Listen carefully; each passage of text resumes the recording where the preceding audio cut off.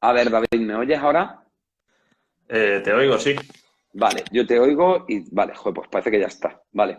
Disculpar todos los problemas técnicos, ¿eh? De verdad que lo lamento, tío. O sea, ha tenido que venir un compañero a dejarme esto, que parece aquí una comercial de Vodafone, pero bueno, por lo menos que podamos hablarnos y vernos. ¿Tú me Bueno, oyes bien David, tú? sí, yo te oigo perfectamente. Vale. ¿Tú a mí? Sí, Vale. perfecto. Nada, bueno, pues un poco eso lo que había dicho, bueno, que has sido miembro de distintas organizaciones neonazis en España, con una militancia activa durante 20 años, que has escrito un libro donde hablas de esta vivencia y donde también explicas cómo funcionan las personas radicalizadas. Esto va más allá de la ideología, no solo ocurre con la ideología racista y supremacista, y también tu experiencia personal que te lleva a salir de todo este mundo, ¿no? Y de toda esta vorágine y cómo actualmente, bueno, pues te dedicas a la divulgación y a la concienciación No, para intentar, no es ¿vale? verdad. Pues Me dedico, cuéntame, yo soy... No, es que eso me gusta puntualizarlo porque es vale. importante. Yo el tema de la divulgación lo hago en mi tiempo libre. Yo no me Bueno, es dedico a verdad, eso tú eres y de hecho soldado yo no profesional, cobro por estas cosas. Yo lo lo que sé, soy militar en activo. Es que parece un dato menor, pero es importante, claro, porque de hecho uno de los argumentos que más utilizan estas personas contra mí es que soy un vendido, que lo hago todo por sí, dinero, claro, el chiringuito, todas estas cosas. Entonces, eso me gusta vale, zanjarlo desde el principio. Yo esto lo hago pues en mi tiempo libre, no cobro nada por ello, más allá del transporte, evidentemente. Y yo actualmente, pues las facturas las pago con el sueldo de militar, vaya. sí, de tu oficio de militar, vale. Discúlpame, bueno, yo me refería en la parte como de dedicarte en el sentido de tu labor de concienciación, pero es verdad que no hay una retribución económica, porque además esto ya me lo habías comentado tú en privado y creo que es muy loable, ¿no? Entonces, vamos a entrar ya en materia, si te parece, ¿vale, David? Sí, sí. Eh, bueno, yo lo primero que me gustaría un poco preguntarte es que, bueno, tú en el libro hablas mucho de la mentalidad o de cómo funciona la cabeza de una persona radicalizada, ¿no? Y me parece muy interesante este término que utilizas en las implicaciones psicológicas del mismo, porque yo creo que lo fácil desde fuera es entender que es una cuestión como del tipo de ideología, ¿no? Como, bueno, esto es lo que le ocurre a los nazis, ¿no? Pero es verdad que tú a lo largo del libro haces muy bien unos paralelismos de que había cosas en cómo funciona la gente que está dentro del movimiento neonazi que es muy parecida a cómo funciona gente que está en otros movimientos, como por ejemplo pueden ser los negacionistas del COVID o los terraplanistas o un yihadista De hecho, el islámico. 100% de los nazis son negacionistas del COVID. Vale. 100%, ¿eh? Todavía no me he encontrado ninguno que no lo sea. Vale. O sea, ni creo en el holocausto ni creo en el COVID, ¿no? El Vale. Entonces, negacionismo es como algo que en una el vez sentido empieza amplio. ya no acaba, sí. Vale, perfecto. Entonces, lo que yo quería un poco era explicarle esto a la gente, ¿no? Que según tu punto de vista, y bueno, yo luego explicaré por qué psicológicamente creo que tu hipótesis es acertada, la persona radicalizada no tiene tanto que ver con el contenido de su ideología radical, sino con el hecho de ser radical en sí mismo, ¿no? Y un poco a ver si tú puedes explicarnos a todos qué entiendes tú por persona radicalizada y cuáles son como los rasgos característicos que tú identificas o percibes, ¿no? A ver, varias cosillas, ¿vale? Yo sí he ido aquí tomando nota de cosas que tengo que recriminarle a mi colega Ventura, ¿no? Por favor. Eh, es que soy un poco tiquismiquis. Para mí el lenguaje es importante porque soy muy fan de esa frase de que el lenguaje es vehículo del pensamiento. Estoy Ujú. siempre repitiéndola, ¿no? A ver, lo primero, el libro, que es lo primero que ha salido en el tema, ¿vale? El libro lo escribí, o sea, tardé 4 años en escribirlo Ujú. y mientras lo hacía es como que yo salía, por decirlo de alguna manera, de esa estructura de pensamiento, ¿no? De esas dinámicas, Ujú. etcétera, etcétera. No de la ideología, sino de la forma de argumentar, de ordenar los pensamientos, de verme a mí respecto a Sí, todo el la mundo. estructura La mental, cuestión ¿no? psicológica, que eso, ahí es donde está el meollo de la cuestión. La Del ideología es asunto. lo más fácil de derribar, ¿no? Ujú. Eh, entonces, claro, ese libro salió publicado hace, no lleva ni 2 años a la venta, creo que ha hecho ya año y medio, ¿vale? Ujú. Entonces ese libro, como esto es un proceso de redescubrimiento constante, de reinvención constante que no para, está desfasado ya. O sea, ya, claro, si me está escuchando la editorial, ahora seguro que hacen así, ¿no? Claro. Este Pero, a cabrón, ver, ¿es un libro que dice cosas que están mal, que son falsas? No, evidentemente no. Lo que pasa es que a día de hoy, si lo escribiese, pues igual tendría 200 páginas más. O sea, es... bueno, yo la- entiendo que la- conforme tú vas reflexionando, claro, vas claro. dándote cuenta de matices y también entiendo que además los movimientos, incluido el nazismo, como cualquier otro, entiendo que van cambiando y van evolucionando en el contenido, no en la ideología, no en las maneras de pensar, pero sí en pequeños matices. Y entiendo, claro, que ahí habría que hacer un ajuste. Hay gente que pregunta por aquí el nombre del libro. El libro es Memorias de un ex-nazi de Sí, David Saavedra, el que es título no da lugar a a dudas, vaya. duda. Entonces, eso es un proceso, es un poco como las leyes de la física, ¿no? Cuando están Ujú, las leyes de Newton, llegó Einstein, la ley de la relatividad general. Eh, ¿Se cargó todo lo que había dicho Newton? No, simplemente lo amplió y se ujú. complementan las unas con las otras. Me parece una metáfora bastante acertada, ¿no? Genial. Entonces, claro, en ese momento, cuando yo escribí el libro, sí que o sea, soy muy de describir lo que tú has dicho de la persona radical, ¿no? Pero claro, es que ahí es un poco como falacia de autoridad, ¿no? Es como que parece que estoy diciendo, un radical es así y hacerme caso porque yo lo he sido y lo he vivido. No, Ya. yo hablo en base a mi experiencia, lo que yo he vivido y lo que sirve para mí no tiene por qué servir para, bueno, pues otros decenas de miles de radicales que hay por todo el mundo. Es cierto, y es lo que yo he entregado un poco mi vida a más cosas, pero a esta búsqueda en concreto muchos recursos de cerebro, que estoy buscando esos denominadores comunes.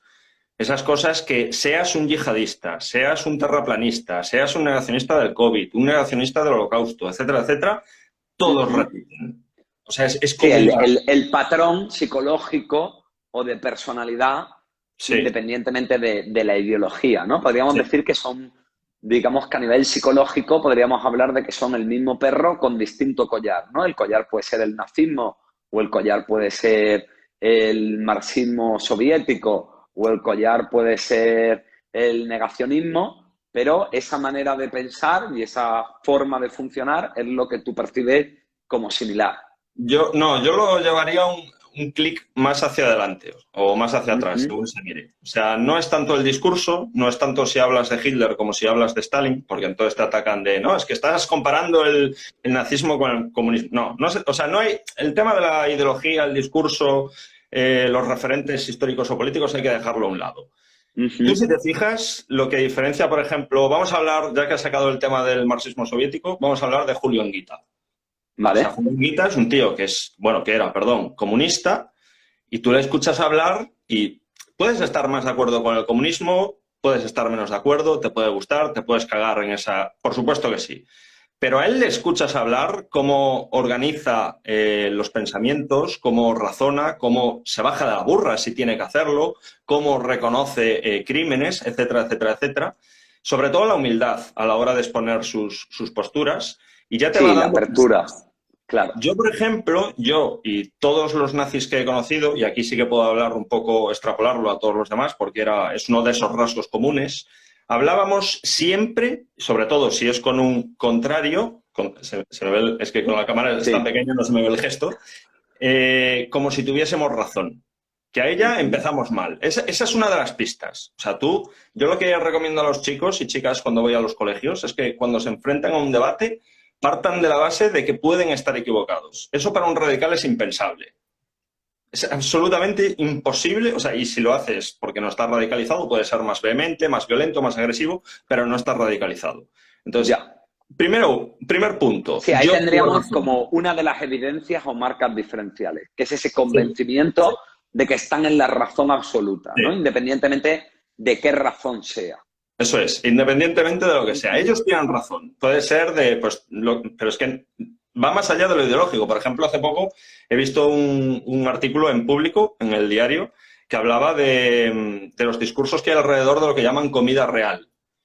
Que está muy bien, es un discurso pues que tiene su base de razón, pero la forma en que lo defienden algunos, insisto, algunos de estos eruditos que han ido saliendo en las redes sociales, como que ellos han encontrado una verdad absoluta, hay un contubernio judeo-masónico en la industria alimentaria y te meten ahí una alimentación pues súper negativa para el cuerpo, para esclavizarte, para hacerte débil. Bueno, pues este esquema que te acabo de montar es el mismo que organizábamos nosotros con Hitler, el tema de la raza, la inmigración, el mestizaje y todas estas historias.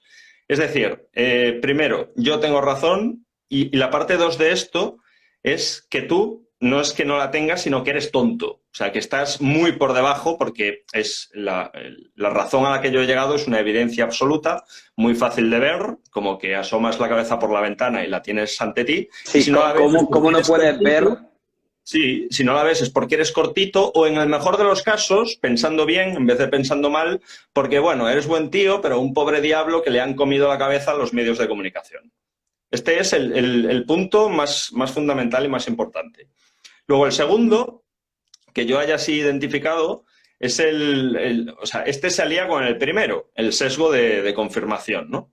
Todo lo que contradice mi punto de vista es información o bien manipulada o falsa por los enemigos a los que yo combato con esa verdad absoluta. Sí, en cuanto a mí me dan informaciones o datos o investigaciones que contradicen mis ideas, yo planteo que bueno, que eso es una manipulación, bueno, pues en este caso de la raza de los judíos o de los intereses de no sé qué, de la industria, sí, la farmacéutica, de no sé que cuánto. quiere pincharnos a todos. Sí, al fin y al cabo, en lo que tienes que pensar es en lo que hay debajo de ese discurso. El motor, lo que lo motiva, lo que lo empuja.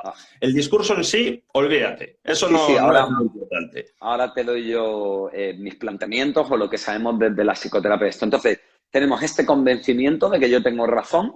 Luego tenemos este punto de si tú no lo sabes es porque eres estúpido o porque estás manipulado por lo que sea. Fuerzas oscuras, ¿no? Sí. Vamos a decirlo así. ¿Identificas algún punto más? Sí, el conspiracionismo. Vale. O sea, hay una estructura, lo que da forma a todo esto, que es lo que resulta de hibridar el sesgo de confirmación con un ego que no cabe por la puerta cuando tú entras a través de un marco, ¿no? Vale. Y es cuando la realidad ves que no encaja con lo que tú estás diciendo, en vez de adaptarte, en vez de modificar tu discurso para decir... Sí, decir, oye, estaba equivocado, es esto. Modificas la realidad. Y el modo de modificar esa realidad es presentando que hay unos poderes fácticos ocultos. A ver, todos sabemos que hay pues grupos de poder, que hay lobbies. Esto es importante señalarlo. Y ser conspiracionista no es hablar de conspiraciones, que conspiraciones ha habido, seguro que está habiendo ahora mismo, evidentemente nosotros no las vemos, por eso son conspiraciones, y habrá, seguro, ¿no? Pero yo lo que digo siempre es que conspiracionismo no es eso. O sea, insisto, no es algo de ficción. Conspiracionismo es cuando tú tiras de ese comodín para explicar algo que si es de otra manera es insostenible. Exacto. En cuanto hay algo que amenaza mi argumentación o mi forma de entender las cosas, para protegerme de tener que hacer ese cambio mental, yo uso la carta de la conspiración, ¿no? Eso es. En mi caso, por ejemplo, con el tema del COVID es muy fácil porque tenemos uno de los máximos representantes, vamos a llamarlo así, del nacionalsocialismo de España, del fascismo, Pedro Varela, tiene un vídeo que yo se lo pongo a los chicos y chicas en los colegios, que al principio, o sea, si no sabes mucho de tema vacunas, si no has leído nada, no sabes cómo va el percal, pues te parecen argumentos razonables, ¿no? De alguien pues que es crítico, que tiene curiosidad, que, bueno, no ves nada raro, ¿no? Y te habla ahí de estos, los médicos por la verdad, estos no sé si los has visto, que han lanzado una serie de bulos al aire y tal.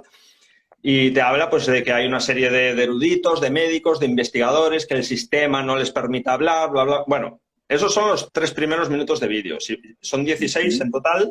Si te vas al final, ya cuando se le va la olla de todo... Se suelta la rienda, ¿no? te al termina capullo que me han hablando de dado. que todo esto obedece a un plan financiado por Bill Gates, que las vacunas en sí mismas son como que llevan una bomba biológica que al cabo de X años nos vamos a morir todos, porque se trata de un proyecto judío para hacer un control de población, o sea, una puta locura, Sí, que hablando en claro, ¿no? Spielberg O te sea, montaba una algo, peli yo creo peor. que, a ver, Pedro Varela no siempre ha sido así, ¿eh? Pedro Varela, yo creo que ya por la edad, porque se está haciendo mayor, se le está empezando a ir un poco la patata y ya igual ya va siendo hora de que le quiten los micros de delante, pero antes quiero pensar que cuando yo estaba en ese mundo no decía este tipo de sandeces y era más pues Ya. de hablar de la conspiración judía, pues para engañarnos a todos y que pensemos que Hitler es malo, para que no nos hagamos nazis porque es el único modo de derribar el Movimiento sistema, bla, bla, liberador. bla, bla, bla, sí. Vale. Pero esa es una duda que tengo, porque yo ahora es como que veo estas cosas con otras gafas, con otra Claro. forma de ver, otros Sí, ojos antes directamente. había una parte en la que no te chirriaba y ahora te chirría Efectivamente. Y mucho esa y es la duda, o entonces, sea, es que Pedro Varela siempre decía estas cosas y yo como estaba fanatizado me las comía sin darme cuenta, o es que o ahora la puedo calidad del verlas. discurso Claro. se ha devaluado. Vale. Entonces, no lo sé, no tengo respuesta para eso. Me gustaría Bu- hablar con algún nazi que esté en activo ahora y decirle, oye, ¿a ti no te parece esto una que subnormalidad Pedro lo que Valera estoy ya, diciendo? vale, Y si me dice, no, ¿por qué? Vale, ok, entonces yo también era así. Sí. vale. Bueno, mira, yo en esto, no sé, has ido diciendo y si quieres te puedo plantear algunas cosas que van en esta línea, ¿vale? O sea, a mí sí que es verdad que en lo que dices hay una serie de cosas que identifico, ¿vale? Sí que es verdad también que creo que es interesante o hay veces que se ha intentado psicopatologizar la política, ¿vale? Y esto me parece que tiene un punto que hay que tener cuidado, ¿vale? Es decir, por ejemplo, hubo una época en la que durante el franquismo una serie de psiquiatras españoles estuvieron buscando la personalidad roja o el gen Sí, hostia, ¿cómo se rojo llamaba? El porque de gen alguna rojo, sí. manera era una manera como de invalidar, ¿no? No es que seas comunista, es que tienes una enfermedad mental, ¿no? Sí, Y esto en parte se ha hecho mucho. Entonces yo creo que es importante que no cometamos eso y entendamos que aquí hay dos factores que pueden converger. Una parte es una ideología y otra parte es gente que puede tener determinado tipo de problemas que le hacen más propensos a ese tipo de ideología. Y con esto, lógicamente, no estoy blanqueando, bueno, pues una ideología que me parece que es imposible de blanquear, ¿vale? Entonces, lo que yo quiero decir con esto es que, bueno, voy primero a la parte en la que puedo detectar algunas cosas que tú dices, ¿no? O cosas que me vienen a mí a la mente y te lo voy a plantear ¿vale? para que me digas tú qué te evocan o si para ti tienen sentido, ¿vale? Antonio Mira, Vallejo Nájera. Tenía que buscarlo porque si no Antonio reventaba. Vallejo Nájera, Sí, exacto, ¿vale? Entonces, bueno, el primer planteamiento, ¿vale? Que te voy a hacer es el siguiente, ¿no? Mira, una cosa que en psicoterapia sí que tenemos muy estudiada es la idea de la rigidez cognitiva, ¿vale? La rigidez cognitiva es un concepto que hace referencia a cuando la gente tiene una manera determinada de ver las cosas y no le puedes sacar de esa manera determinada de verlas porque se lo viven como algo muy amenazante y de alguna manera su forma de sentir seguridad es estar dentro de esa visión encapsulada, ¿vale? Normalmente las personas que tienen rigidez cognitiva tienen una manera de pensar que tiene como una serie de características, ¿vale? Que es lo que en psicología clínica llamamos sesgos cognitivos, ¿vale? Es sí. decir, una forma de percibir la realidad que está alterada, ¿de acuerdo? Entonces, hay una serie de sesgos que están Pero esto lo estudiados. tenemos todos, en general. Exacto. Vale, Digamos que el pensamiento, la rigidez cognitiva siempre va de la mano de un gran número de sesgos. Digamos vale. que todos tenemos los sesgos, pero nosotros consideramos que algo es psicopatológico cuando esos sesgos están más presentes, tienen más fuerza Pues a mí me o, pones el medidor ese en aquella época y reviento la máquina, yo creo. Mm, Vale, entonces, por ejemplo, por ponerle a los oyentes tipos de ejemplos, uno de ellos es el pensamiento dicotómico, que es verlo todo en términos de blanco o negro, ¿no? Pues, Eso lo digo en los eh, colegios. por ejemplo, ¿no? O eres yihadista o eres un infiel, Coño, lo ¿no? que No me hay, dicen no a hay un, mí, era nazi y ahora soy comunista. ¿Vale? Exacto. ¿No? Es esta idea de que no hay medias tintas, de que no hay posibilidades intermedias, de que no hay lugar para la duda, ¿vale?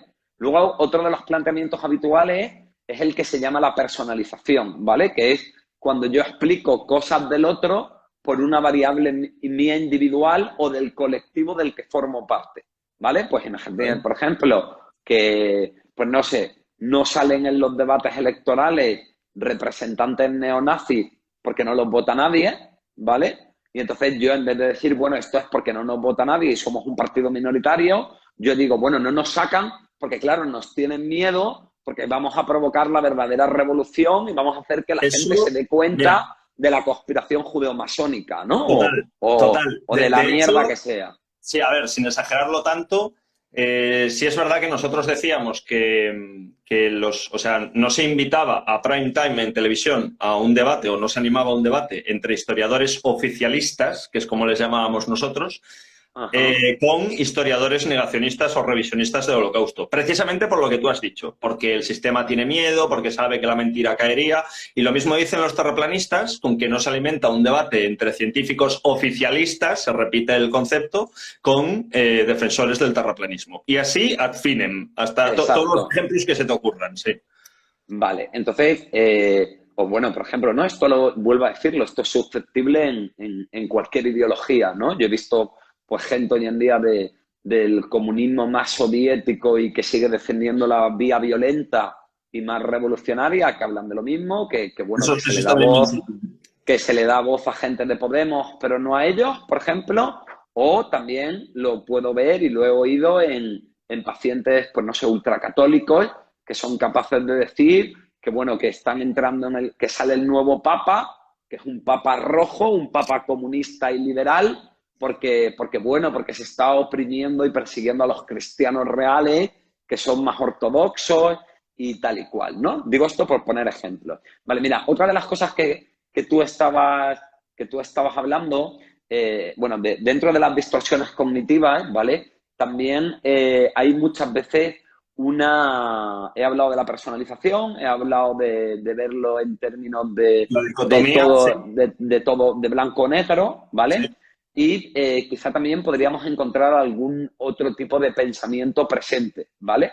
Es decir, lo que nos dicen las investigaciones es que las personas que tienen rigidez cognitiva cuando tú analizas su manera de pensar, lo que encuentras es un nivel de sesgo eh, muy, muy profundo y muy rígido. Por ejemplo, otro sesgo muy típico es la lectura de pensamiento, ¿no? Que es entender que cuando la suposición que yo hago de lo que a ti te pasa, pues imagínate que este directo ha empezado mal y tú piensas, bueno, pues esto es que a Aventura le caigo mal, ¿vale? Esa idea que te pasa por la cabeza, tú la consideras 100% válida y estás totalmente convencido de Hostia, que eres capaz de entender lo que ocurre en mi mundo ¿cómo se interno llama esto?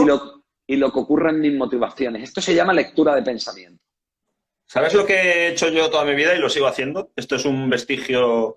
Yo era 100%, bueno, sigo siendo 100% defensor, que es una mierda, de la frase piensa mal y acertarás.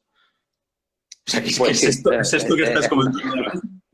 Vale, entonces, digamos que podríamos seguir analizando, hay un montón de tipos de sesgos, yo si luego un día te viene bien para tu trabajo de divulgación y para tu análisis, Hostia, no tengo vamos, problema en me estoy pasarte poniendo aquí las bibliografía, botas. y enviarte y tal, ¿vale? Pero digamos que un poco por dinamizar esto, no Sí, vamos a ir sesgo por sí. sesgo, ¿vale?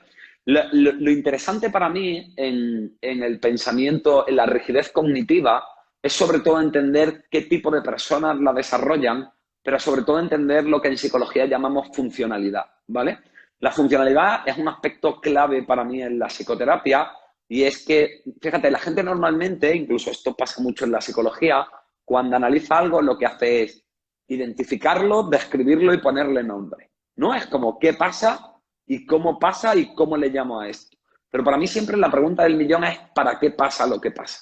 Porque mira, yo quizás soy un poco ingenuo, pero yo tengo la teoría de que la gente no come mierda por gusto, ¿vale? La gente se mete en dinámicas disfuncionales de odio, de enfermedad mental o de lo que sea, porque de alguna manera es lo único que conocen para intentar manejar o tapar otro dolor que tienen, ¿vale? Con esto no lo estoy justificando porque, lógicamente, para protegerme del dolor yo no tengo por qué darle por el culo a nadie ni ser violento, ¿vale? Pero esta idea de funcionalidad es lo que actualmente más estamos utilizando en psicoterapia a la hora de intentar entender por qué la gente cae en determinados tipos de patrones disfuncionales. Básicamente la idea es, si algo es disfuncional, ¿por qué me engancho a ello? ¿Vale? Entonces, la gente que tiene rigidez cognitiva, sobre todo lo que solemos encontrar son dos cosas, ¿vale? Uno, suele ser gente con un nivel de inseguridad bastante profundo, ¿vale? Y de alguna manera Discrepo, tener... pero continúa. Bueno, yo te digo esto es lo que dice la investigación. Vale, Quizás la vale. rigidez cognitiva no es tan aplicable a la persona radicalizada, ¿vale? Y con esto hay que entender que hay que diferenciar bien la seguridad real de la falsa seguridad, ¿vale? Es decir, la falsa seguridad, precisamente la persona que no duda, precisamente la persona que está convencida, precisamente la persona que hace alarde y exhibicionismo, es una persona profundamente insegura, ¿vale? Porque ahí lo que está haciendo es lo que en psicología llamamos un mecanismo compensatorio. Hay algo en mi fuero interno, en mi inconsciente y en mi mundo emocional que me da miedo y entonces yo lo que intento es irme al extremo contrario, ¿vale? ¿Por qué? Porque cuando estoy en el extremo contrario y le muestro a los demás lo contrario, eso calma mi miedo, ¿vale? Por ejemplo, la mayoría de la gente narcisista es gente que en el fondo tiene una autoestima muy frágil y muy rota y se sienten una puta mierda y por eso necesitan ponerse esa careta, ese disfraz de que son la polla y que son geniales, porque cuando hacen eso calman ese miedo de no ser suficiente, ¿vale? Y otra cosa característica que tienen las personas con mucha rigidez cognitiva es que normalmente tienen un bajo nivel de lo que nosotros llamamos mentalización, ¿vale? Intento explicarlo. La mentalización hace referencia sobre todo a la capacidad de entender nuestro propio mundo interno, ¿vale? Es algo así como una conciencia interior en la que yo soy capaz de entender bien mis emociones, de entender bien mis miedos, de entender bien mi parte débil y vulnerable, de entender bien lo que me enfada, ¿no? Como entender muy bien mi mundo interno.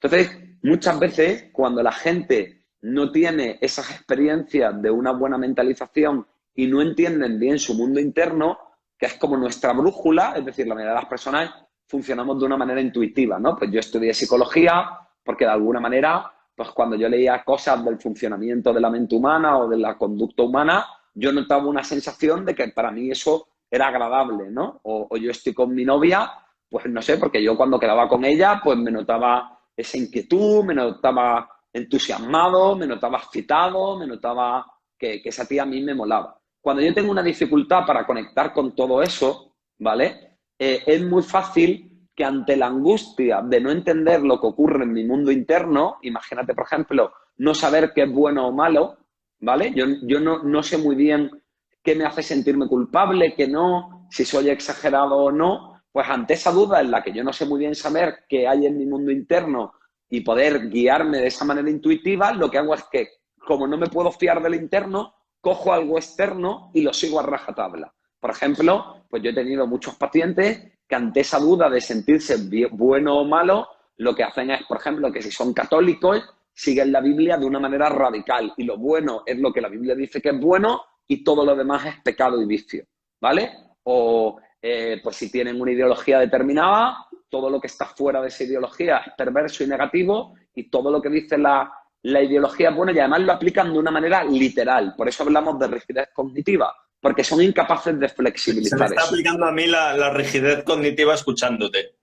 Vale, Pero no, pero entonces, creo que, bueno, ahora cuando hable yo, no. Más o menos he explicado en qué consiste la rigidez cognitiva, he explicado un poco qué tipo de sesgos produce y he explicado la funcionalidad que entendemos normalmente desde la psicoterapia que tienen este tipo de experiencias, ¿no? Sobre todo en la idea de creer en algo muy firmemente porque me da una falsa sensación de seguridad y porque me da una pauta en la vida y entonces en vez de pensar qué hago y tomar decisiones y ver mis sentimientos y pensar qué me parece a mí bien o mal, simplemente sigo de manera literal lo que viene en esa ideología que yo he escogido. ya, ¿puedo pasar al contraataque? Sí, Estaba sí, aquí en no, la por favor. trinchera, agazapado, viendo cómo caían las explosiones ahí en Stalingrado. A ver, líbreme Dios de decirte, pues no, Ventura, eso no es así porque a ver, tú eres psicólogo, yo no, y tú tienes No, un bueno, o sea, conocimiento, y en ¿no? esto yo te hago un matiz. Yo no tengo ni idea de si esto se aplica al 100% en las personas radicalizadas. Yo te digo cómo Ahí voy, funciona, ahí voy, para que ahí tú voy. me digas, pues esto sí, esto no. Ahí voy. O sea, está claro que esta descripción que has hecho teórica de todo el tema es, pues, vale, pues es así, punto. O sea, no tengo nada que decir sobre eso. Pero una de las cosas en las que incidías constantemente, de Ujú. hecho, me he apuntado la expresión se pone en la careta, es como que da la impresión o crees que, o haces un poco creer, no sé si lo crees tú, que es algo consciente, que es No, un no, no, esto es mecanismo de totalmente ellos. inconsciente. Ellos se sienten inseguros y deciden hacer esto. Eso no es así. Vale, bueno, en esto lo que te intento matizar es que es un proceso que cuando tú luego miras en lo que ocurre en ellos en nivel emocional, ves estas sensaciones, pero ellos en este autoengaño O sea, no son a ver, conscientes, ¿vale? O una, sea, ellos es no que una piensan cosa estoy es vendiendo la moto. Una cosa Vale, es que se te perdón. siente delante de la consulta, pues un Ujú. tío ahí súper tatuado, grande, muy agresivo, tal, que lleva una camiseta con una esvástica y tal. Y después de muchos meses o un año descarbando, de estar ahí metiendo la espátula, te confiese pues que sufrió bullying en el colegio, que tal. Una cosa es que escarbando encuentres tú algo, pero otra cosa distinta es que establezcas una relación causal entre todo ese dolor, esas experiencias que él ha tenido y como consecuencia de ello y de forma consciente decida hacer todo esto. No, yo Eso no es digo lo que que sea de yo forma. niego. Vale. No, no, yo no te he dicho que sea de forma consciente. Yo te he dicho que esa es la funcionalidad psicológica. Eso Es normalmente que no es algo que yo Es que, elija de es que manera. claro, es que entonces sería todo muy fácil, porque si fuese, me recuerda, siempre lo digo porque me hizo muchísima, o sea, en el momento me enfadó, pero luego pensándolo me hace mucha gracia. De un periodista, fue por la radio, que me preguntó, bueno, ¿y cuándo decidiste dejar de ser nazi? que fue como, ah, claro, sí, me levanto un día por la mañana y digo, ostras, esto de odiar y estar siempre enfadado es un poco cansado, ¿no? Venga, voy a dejar de serlo y a ser otra cosa. Eso no es así. Eso no funciona de ese modo, porque Ujú. entonces, claro, sería muy fácil desarrollar unas herramientas y un manual para desnazificar o Vale. desradicalizar a estas personas y ya no existirían. Pero es algo mucho más complejo, desgraciadamente, ¿eh? Ujú. No, yo siempre Entonces, te hacerte ese matiz. Mira, por ejemplo, te voy a poner un ejemplo de funcionalidad de mi vida, ¿vale? Pues yo de pequeño era un tío muy feo, tenía una deformación en la mandíbula y era más feo yo que lo un sigo tiro. siendo. Yo, bueno, bueno, en fin, no voy a entrar en tu aspecto físico, guapetón. Pero lo que te voy a decir es que yo era un tío muy feo, ¿vale? Muy feo y muy acomplejado y me hicieron bullying por ello y no lo pasé bien, ¿vale? Entonces, bueno, pues cambio, me operan la deformación que tenía en la mandíbula y yo no lo hice de una manera consciente, es decir, yo no pensé, bueno, como ahora me han operado y he sido feo, ahora lo que voy a hacer es ponerme a ligar y follar todo lo que pueda, ¿vale? Pero la realidad es que de pronto eso empieza a ser un poco, yo sigo mi vida, estudio psicología, tal, pero es verdad que al final lo que más me movía a mí en mi vida era el hecho de ligarme chicas, de seducir y de tal y cual. Yo lógicamente no pensaba, como me he sentido feo, ahora voy a intentar ligar para sentirme guapo. Yo lo hacía porque decía, oye, pues si puedo ligar y pasármelo bien y desquitarme un poco de lo que no he tenido, pues oye, pues soy heterosexual, me gustan las chicas, ¿por qué no voy a disfrutarlo? Bueno, Y es verdad que además, pero Ventura, pero, este escenario que estás planteando es un poco el de cualquier persona que le funciona más o menos bien la cabeza. por eso, déjame un Una poco persona terminar. radical, vale, vale.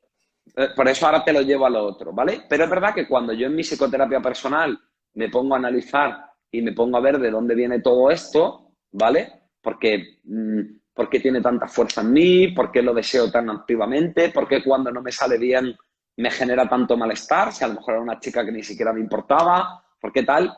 Empieza a salir todo este tema de la funcionalidad. Es decir, de una manera muy sutil empiezo a tomar conciencia, empiezo a darme cuenta, que es lo que en psicoanálisis se llama insight o en psicoterapias humanistas se llama awareness, que es esa idea como de pronto verlo, algo que estaba ahí y ¡Oh! que yo no podía ver porque Cuidado con estaba eso, ahí. ¿eh? Cuidado con Mm. eso. Porque hay una frase que yo digo siempre que fue un clic de cuando me estaba radicalizando, que dije, no entiendo cómo no pude haberlo visto antes.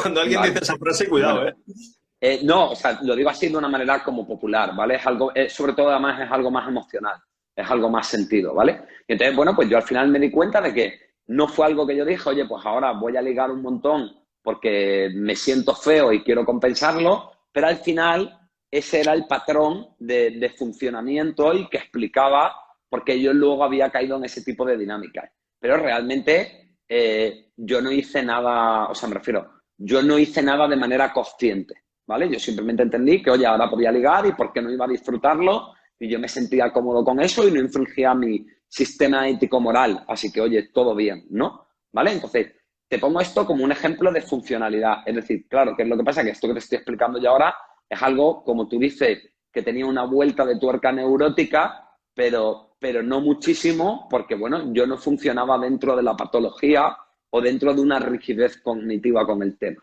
¿de acuerdo? Entonces, cuando yo te hablo de esto, sí que creo que es un proceso que ocurre de una manera más inconsciente o que ocurre de una manera menos explícita, y creo que precisamente por eso es difícil tomar conciencia de ello si no es a través de la psicoterapia.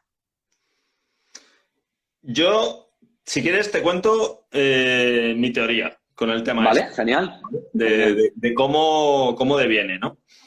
He visto a algunos explicarlo con el tema del Lego, del juego aquel que ibas construyendo cosas con fichas chiquitinas. Yo lo explico con el Tetris, con el tema de, pues que desde que somos niños, desde que somos, nada, mini personitas que absorbemos todo por los sentidos, pues ya en ese momento es como que estamos incorporando esas fichas pues con las ideas, los estímulos que recibimos, la educación que nos dan en casa, etcétera, etcétera, y eso va construyéndonos como seres humanos. Entonces, siempre hablo, de hecho, en las traspas que pongo en los colegios, pongo la foto de un niño de 3 años con una rabieta, de estas típicas que montan en el supermercado o en la juguetería, de quiero el juguete o quiero un donut o lo que sea. Y eso es el tema de que cuando somos niños, especialmente con tan corta edad, esto se lo he ido pues rayándole a otros psicólogos y tal, para ver si voy pisando en sólido, somos todos en general, ¿no? Como superego, muy ego. O sea, solo somos yo. Sí, lo que yo quiero.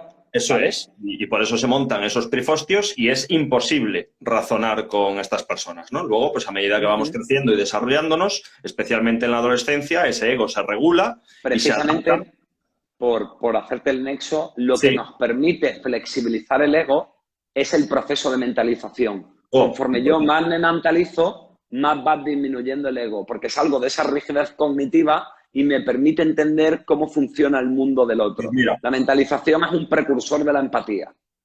Es como empatía conmigo, me puedo entender, y empatía con el otro. Cuando no tengo esa mentalización, tengo que buscar algo que me sirva de guía y de norte, y estoy obligada a seguirlo de una manera radical porque de manera intuitiva no entiendo al otro ni me entiendo a mí mismo. Pues mira, esto me viene caído del cielo. Ya en cuanto acabe esta charla voy a manipular las presentaciones para incorporar esto. Yo luego te paso bibliografía de todo esto, ¿vale? Te lo agradezco. Bueno, entonces, cuando ya esto que hablas de proceso de mentalización, ¿no? Pues esto se va regulando, va bajando, ya descubrimos que hay más personitas en el mundo aparte de nosotros y a partir de ahí, pues bien, ¿no? Entonces, yo la teoría que tengo es que una persona propensa a radicalizarse con la ideología, la religión que sea, este proceso de mentalización no lo ha vivido. Es como que se ha interrumpido, es como que esa montaña de ego está intacta y a partir de ahí construye su relación con los demás y con la sociedad, pero no, en ningún momento es algo consciente. Exacto. Esto para mí es muy importante matizarlo. Esa es la idea de la funcionalidad, es decir, como de pronto hay algo... Un segundo. Disculpa. Un segundo y ya acabo. No. Entonces, no hay que ponerle a los chavales películas antirracistas, no hay que hacerles leer en el colegio manifiestos antifascistas. Hay que hacer, o sea, estoy firmemente convencido de que hay que introducir ya gestión emocional en todos los colegios. Ya. En las guarderías, en los primeros cursos, etcétera, etcétera. Si a mí no me hubiesen dado nunca una charla como la que yo doy a los colegios, si me hubieran enseñado más quién era Adolf Hitler, el fascismo y todas estas cosas, o si no hubieran hecho nada de eso, pero sí me hubieran dado gestión emocional, yo no estaría aquí hablando contigo. O estaría hablando contigo de otras movidas. Seguro. Vale. Hay también un punto importante de esto. También las personas que tienen un déficit de mentalización, lo que les ocurre es que como se mueven peor en el mundo emocional, digamos que en cierto modo tiene sentido. O sea, si yo tengo una pierna izquierda poco desarrollada que es la emocional, y una derecha muy desarrollada, que es la cognitiva, ¿vale? Vale. Que es la racional, lo que voy a hacer es apoyarme mucho en mi pierna que funciona bien, porque es de la que me puedo fiar, ¿vale? Interesante. Entonces, ¿qué es lo que ocurre? Que aquí lo que ocurre también es que ante cosas que yo emocionalmente no me muevo, necesito apoyarme mucho más en lo que dice el discurso, ¿vale? Lo cual hace que el discurso, como es lo único que me mantiene en pie, se convierte en un discurso que para mí es mucho más arriesgado poner en duda, O sea, ¿vale? que Si yo es toda mi... una muleta emocional. Claro, eso pues tiene bastante Claro, sentido porque cuando a mí me atacaban con el tema del nazismo, es como si me atacasen a mí. Y claro, es porque la es tu razón por la identidad. que me ponía pues como una moto. O sea, que, hostia, pues, Luego vale. vamos a hablar, si te parece, de la construcción de la identidad. Es decir, es esta idea, ¿no? Como en lo emocional no me entiendo bien, necesito algo de fuera que me diga lo que tengo que hacer o cómo funcionar. Y como además lo emocional no lo entiendo muy bien, a lo que voy a ir es a lo ideológico. ¿Por qué? Porque lo ideológico es racional, es mentalista, es cognitivo. Y eso sí es el ámbito en el que yo me muevo. No es como los ciegos no ven, pero desarrollan más el oído, entonces se apoyan y Eso es. confían mucho en el oído, ¿vale? Pues Ya, yo como no me puedo fiar de la empatía, de la emoción, tengo que fiarme 100% de lo que... no, por ejemplo, pues tú a mí me podías, en tu época radicalizada, convencerme de que los judíos eran lo peor y que tenía que defender la raza blanca, y entonces lo mismo hay un momento que me lo medio creo, pero entonces de pronto hay un día en el que estoy de cacería y le voy a pegar una paliza a un inmigrante y de pronto el inmigrante, yo me siento mal con eso, yo empatizo con el dolor del inmigrante. Hay algo que a mí me remueve, ¿vale? En la persona que tiene un déficit de mentalización, eso no ocurre. Por eso es tan capaz de seguir al pie de la letra lo que dice el dogma. Y ni estoy siquiera hay como un apuntando el libro. debate, ¿sabes? Ni siquiera hay un debate como moral o ético. No, no, oye, pues si el Ahí, Mein mira, Kampf me dice que lo haga o si mi mular radical me dice que lo degolle, pues yo lo degollo, o sea, pero sin duda, ¿sabes? mira, hay como dos vertientes desde que empecé a dedicarme bueno, desde que salí dando la cara en los medios de comunicación. Por una parte, bueno, hay tres. La tercera son los que me están amenazando, insultando todo el día, pero bueno, esos me provocan ternura, ¿no? Pero está la gente, pues un poco como tú, que, pues, de las que aprendo, de que me ayudan a seguir desarrollando mi discurso y muchos se convierten en amigos. Pero luego también está la vertiente de exradicales que se ponen en contacto conmigo y me cuentan un poco sus propias experiencias. Y hay muchos, y acabado esto, quiero hacer una puntualización importante porque ha sacado esto de las cacerías y demás. Y hay muchos que me han dicho que estaban pues on fire con el discurso de la sustitución de los blancos por medio de los negros de África, el gran reemplazo y todas estas historias. Y fue ponerles pues a un sudamericano o a un negro de no sé dónde en su misma empresa, al lado, en su puesto de trabajo y ver que era buen tío y tal y cual para que se les cayese ahí toda la película. Parece un argumento de cine, de Hollywood, ¿no? De como American Story X, cuando lo meten ahí en prisión con el negro este que le cae simpático y consigue Haga el pero clic, verdaderamente pasa, ¿sabes? O sea, es claro. algo que de verdad ocurre. Claro, ¿por qué? Porque de pronto hay una experiencia que empieza a cuestionar el discurso, ¿no? Si tú a mí me dices que todos los negros son malos y yo de pronto conozco un negro Claro, bueno, pero es que ahí depende de lo desarrollado que tengas tú el discurso, porque conmigo eso no funcionaría, ya te lo digo. vale. Mira, aquí en esto un poco te intento plantear, ¿no? O yendo a más cosas.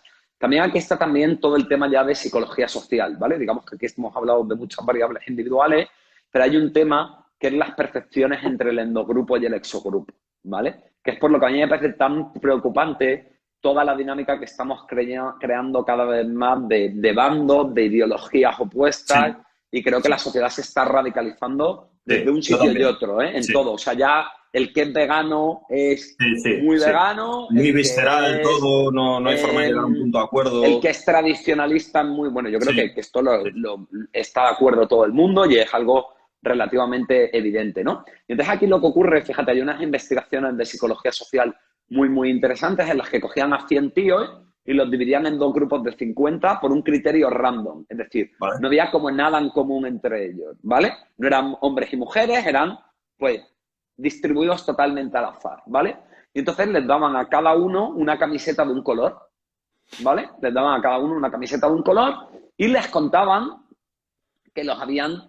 bueno, lo hicieron 2 veces. En una le contaban que los habían elegido porque tenían cosas en común, pero no le decían qué. Y en la otra les decían que no, que era totalmente al azar. Bueno, pues cuando después de 4 días, incluso después de horas, les pedían que evaluasen a los miembros de grupos distintos, ¿vale? Imagínate, camisas verdes contra camisas naranjas, ellos tendían a que cada vez que había un error de las camisas naranjas, porque hacían como tareas y juegos, lo atribuían a variables internas del otro, son más tontos, son más feos, son más malos, y que en cambio cuando había un error de ellos, lo atribuían a factores externos. Pues la pelota estaba poco hinchada, este test, la pregunta del test no estaba bien redactada y sí, no era clara, ¿vale? sí. Y cuando eran cosas buenas, todo lo contrario. Todo lo que hacía bueno mi grupo era debido a variables internas, no porque esté en mi grupo más listo, y cada vez que alguien hacía algo bueno del grupo externo, lo atribuían a factores externos, ¿vale? Entonces ahí hay una idea muy potente de cómo ¿Cómo los se seres llama el humanos... experimento ese? No te sé decir ahora mismo el nombre, te lo tendría que mirar, ¿vale? Pero son investigaciones de endogrupo y exogrupo, se ¿Tiene llama esto. relación con este que hay una película que es de una cárcel y están los Exacto, presos y los guardias? Es lo mismo, ¿no? y ahora si quieres vamos a ese experimento, ¿vale? Pero en general, una cosa que está muy demostrada es que crear esta idea de bando, empezar a tener este discurso de nosotros contra ellos, y esto lo podemos ver en todo, ¿no? Los fieles contra los infieles, Sí, sí, los sí. gentiles contra los no gentiles, el proletariado contra los explotadores, los elegidos de Dios. Bueno, yo creo que esto lo podemos extrapolar y Sí, se ve muy los claramente, ¿no? Jedi's contra Como, el lado oscuro, o sea, sí. exacto, este discurso como de bando, ¿vale? Favorece mucho que eso, que tú automáticamente le des la razón a tu bando, veas a tu bando como algo mucho mejor, ¿vale? Y veas al otro como una puta mierda y como algo malo y que siempre se equivoque. Fíjate, esto ocurre cuando ni siquiera tengo nada en común. Es decir, que es imposible argumentar, oye, mi bando somos mejor porque somos todos españoles, ¿no? Y la cultura española es mejor. O mi bando es mejor porque somos todos mujeres y las mujeres somos más sensibles, o porque somos hombres y los hombres somos más fuertes. ¿Vale? Es decir, esto ocurre cuando ni siquiera hay un criterio. Claro, en el momento que hay un criterio por el que nos unimos y le puedes dar un pequeño barniz de justificación ideológica, esto coge muchísima más fuerza. ¿Sabes cómo hacíamos esto nosotros? Para ir dando contexto a todo lo que vas contando.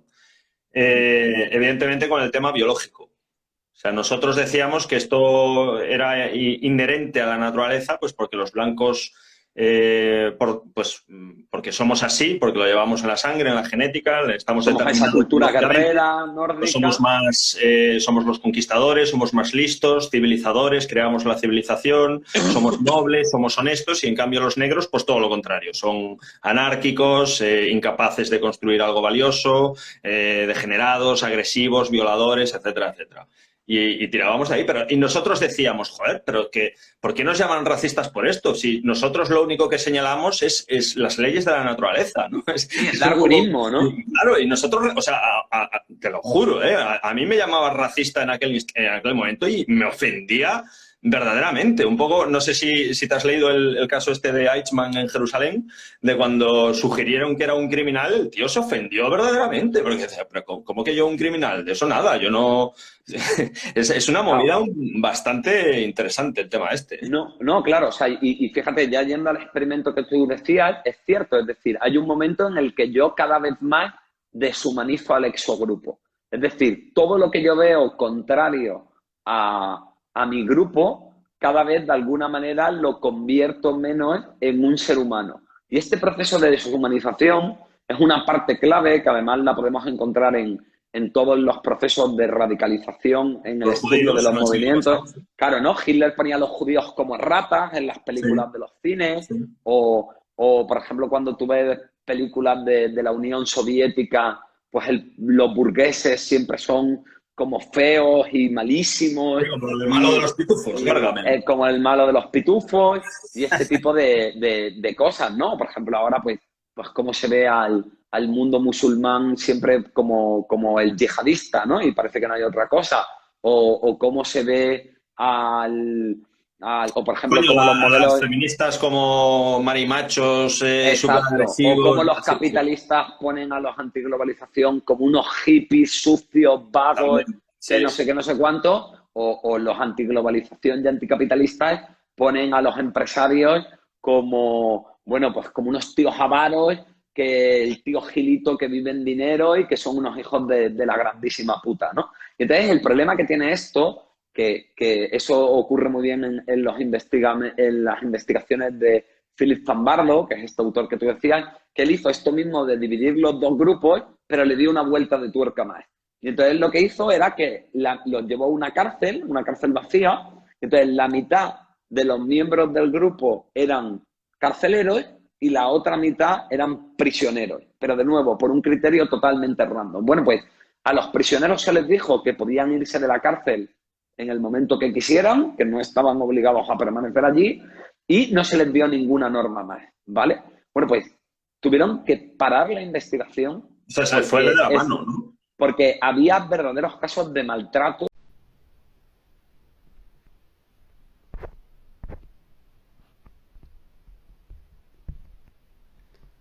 A ver, buenas, perdonad, se ha cortado el vídeo, vamos a continuar.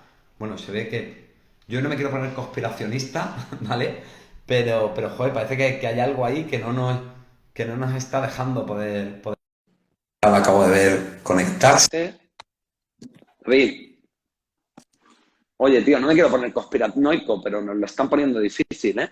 Bueno, no te preocupes, el vídeo se ha quedado grabado. Yo luego lo que hago es que empalmo los dos vídeos, ¿vale? Para que lo tengamos completo para subirlo a redes sociales todo seguido. Entonces, Porque te estaba contando este experimento de Zimbardo y entonces lo tienen que cortar por eso, porque están llegando a unos niveles totalmente de tortura, bueno, pues de deshumanización absoluta. Entonces ya se ven que se les están yendo de las manos pero y lo ese cortan. experimento es real, ¿no? Porque yo había escuchado que era falso, no sé qué. No, no, no, ese experimento es real. Es verdad que luego en el cine o en la cultura popular se ha distorsionado mucho, pues como pasa en casi todo en Hollywood basado en hechos reales, ¿no? Que luego te cuenta allí una puta película que flipa, ¿vale? Pero esto sí que fue real. Y hay otro experimento muy parecido en el que ponían a una gente como los espejos estos de la televisión, o sea, de los Sí, interrogatorios, ¿vale? sí. Entonces yo podía ver a la otra persona y le ponían unos falsos electrodos. ¿Vale? Hostia, ya sé cuál Y es. entonces había una figura, aquí no había esa separación de grupos, ¿vale? Pero había una figura eh, que era como el que daba las instrucciones, ¿no? Había un Sí. investigador que te decía lo que tenías que hacer. Entonces te decía, antes de empezar el experimento, les decían que la intensidad de la potencia era entre el 0 y el 10, que a partir del 8 o el 7 podía haber daños irreversibles para la persona que recibía la descarga e incluso en niveles muy elevados llegar a la muerte, Sí. ¿vale? Entonces, cuando empezaban el experimento, el instrumentador te decía, oye, pues dale un 4. Y tú, pues, le dabas al 4. Bueno, pues, la mayoría de la gente, no te sé decir el porcentaje, pero era un 70, un 80%, llegó a dar descargas de hasta intensidad 9. Sí, lo he Simplemente leído ese tema. porque había una persona, ¿vale?, que te obliga que te da la pauta y por no revelarte a la figura de autoridad, ¿no? Sí. Entonces, finalmente te voy a hacer un experimento más y ahora vamos a conectar todo, ¿no? O te lo voy a intentar conectar con lo que yo creo que puede ocurrir en los movimientos radicales y tú me dices si tiene sentido o esto es la puta pájara mía, ¿vale? Y ahora hay otro experimento muy interesante, que es que cuando tú estás en un grupo, les ponían gráficos como con gráficos con barras, ¿vale? Imagínate, había una barra así, otra barra, la A, la B, que era como la mitad, ¿sabes? Como una diferencia muy grande, y la C, que era una cosa intermedia. Entonces, solamente había un sujeto experimental real y todos los demás eran compinches de los investigadores, ¿no? Se hacían pasar por gente que estaba allí colaborando en la investigación, pero eran compinches.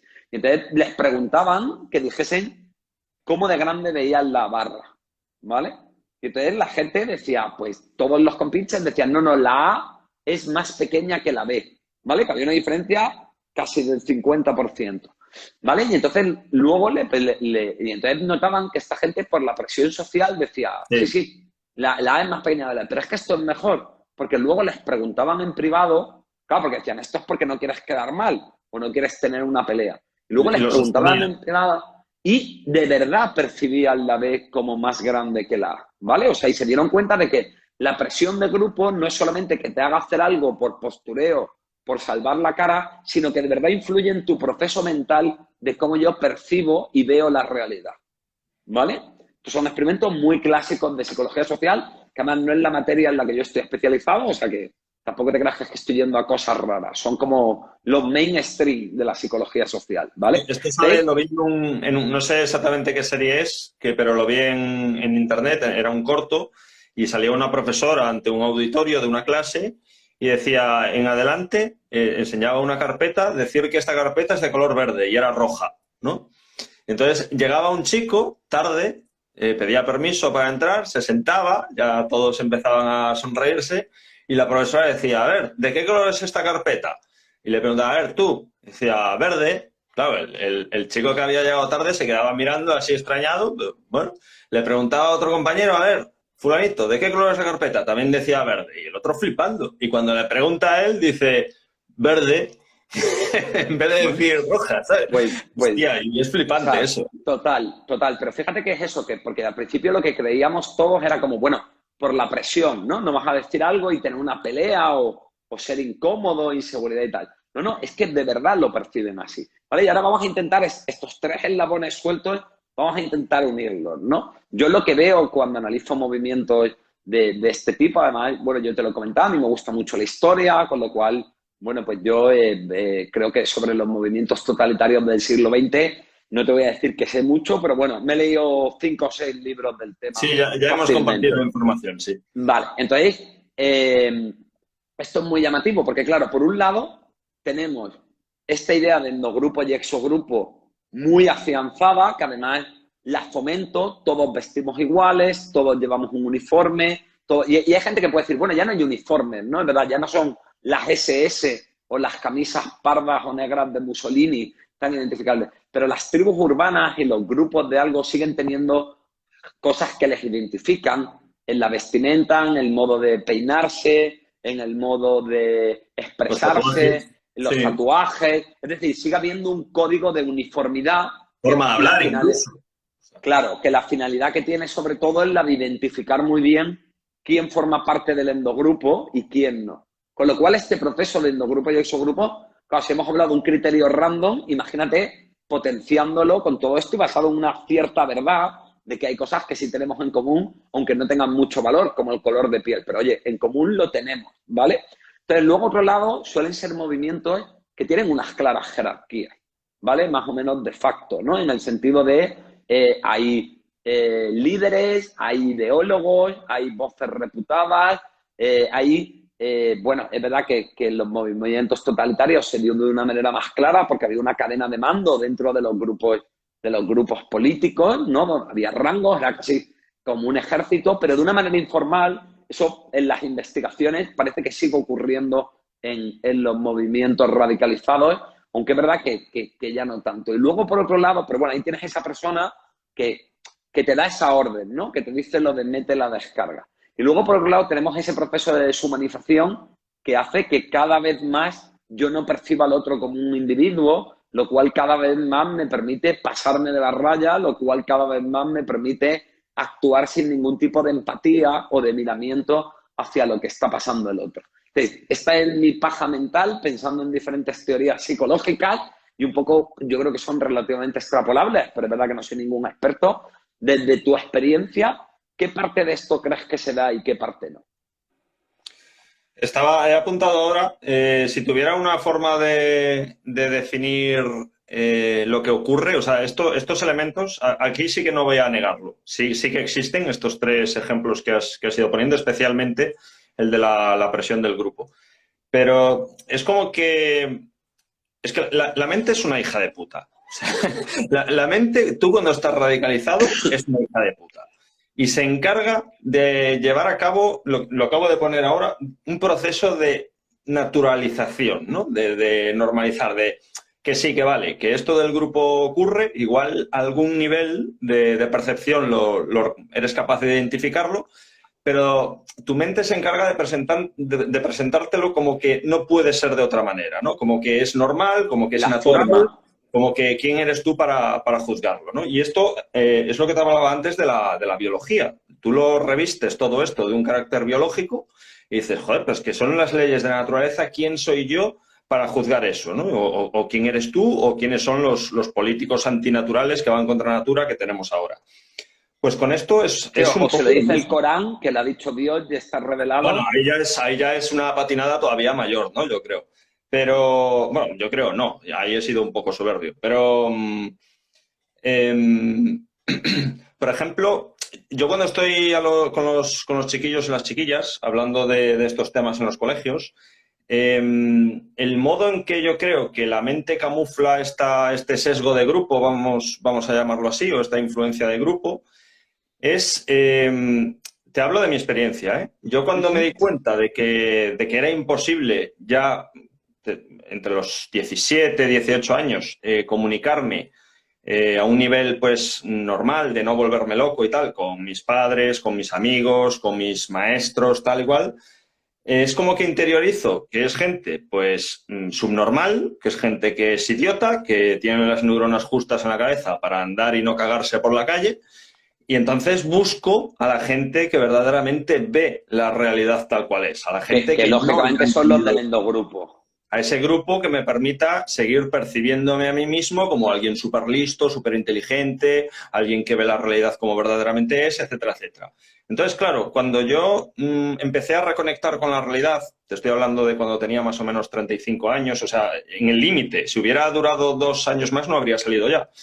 Lo que me encontré es que era incapaz de, claro, había perdido todas mis conexiones con mis amigos, con mis camaradas, pues porque unos me consideraban un traidor y los otros pues me habían dado la espalda porque decían que me había vuelto de Podemos, o sea, es la dicotomía esta de la que hemos hablado. Me di cuenta de que era incapaz de construir relaciones humanas nuevas con gente de fuera de esos círculos. Y, por ejemplo, el ejército me salvó un poco porque algunos compañeros sí que se daban cuenta de que no estaba bien, de que estaba sufriendo algún tipo de proceso chungo. Tampoco hablaba demasiado con ellos. Pero me invitaban, por ejemplo, a una barbacoa. Y claro, ¿de qué hablan en una barbacoa? Pues de fútbol, de fiesta, de tías, de la película de Marvel y ya está. Entonces, claro, yo como seguía con la inercia de que, madre mía, que la raza blanca está a punto de ser exterminada por un Colapsar. genocidio y da igual, que hacen estos subnormales hablando de estas tonterías. Y no podía, era, o sea, me aburría, me sentía fuera de lugar totalmente y me tenía que ir. Y era, o sea, imposible, tío. O Es sea, como la peli esta, ¿no? De que el meteorito se va a estrellar contra la Tierra y la peña está hablando efectivamente. de que No DiCaprio es mires guapo, arriba. ¿no? Y Sí. DiCaprio está como diciendo que nos vamos a tomar por culo. ¿Qué coño Sí. hacéis hablando Esa de si película yo fue soy muy guapo? criticada por todos los nazis y demás. Sí. Vale, y mira, en esto me resulta un poco interesante, ¿no? Hay esta idea de la instrumentalización, ¿no? Que es esto que te digo yo de la funcionalidad y tal, y parece que hay una instrumentalización narcisista clara, ¿no? De alguna manera, ser parte del grupo de los buenos, ser el grupo de la gente que es capaz de ver más allá de la conspiración y no ser manipulada por las sombras del mal, sean los infieles, sean los judíos, sean los burgueses o lo que yo sea que le estoy llamando malo, claro, que yo me siento bueno, yo me siento parte de los buenos, yo me siento listo porque estoy siendo capaz de ver lo que nadie más ve, yo me siento, coño, pues la puta polla, ¿sabes lo que te quiero decir? Porque además soy un puto guerrero de la luz que está defendiendo lo que sea que haya que defender, ¿no? Entonces, lo que yo te quiero preguntar un poco es hasta qué punto, y aquí, o sea, yo te puedo hablar de pacientes míos, yo he tenido gente que está en movimientos totalitarios, skinhead no he tenido ninguno, pero he tenido un requete carlista, he tenido sarperos, que son, bueno, para la gente, antes de explicarlo, son skinhead comunistas, son skinhead de Coño, entonces extrema sí que has tenido izquierda. skinhead. Bueno, pero no he tenido skinhead nacionalsocialistas o Ah, nazis, vale. ¿vale? Perdóname. He tenido, pues bueno, gente del mundo ultra, pues falangistas, franquistas, este tipo de cosas. Y luego también, es verdad, o incluso otras cosas, he tenido, no sé, gente que simpatizaba con las FARC, en la ONG en la que yo atendía a inmigrantes latinoamericanos, o bueno, yo creo que he tenido como un popurrí, he tenido gente de movimientos ultracatólicos conservadores, he tenido creo que diferentes gamas de personas radicalizadas con ideologías distintas. Pero una cosa que sí que ha ocurrido en todas ellas, y yo te lo quiero preguntar porque, claro, a lo mejor eso ha ocurrido en los que eran mis pacientes, y a lo mejor precisamente por eso eran mis pacientes, pero no por el componente radical, es que era gente que de alguna Esa observación es buena, ¿eh? Por eso eran mis pacientes. Porque claro, que o una sea, persona así acuda a un psicólogo, es decir, que pida ayuda, es raro, ¿eh? ¿vale? ¿No? Y que yo también lo que tengo que entender es que a lo mejor no es una muestra representativa.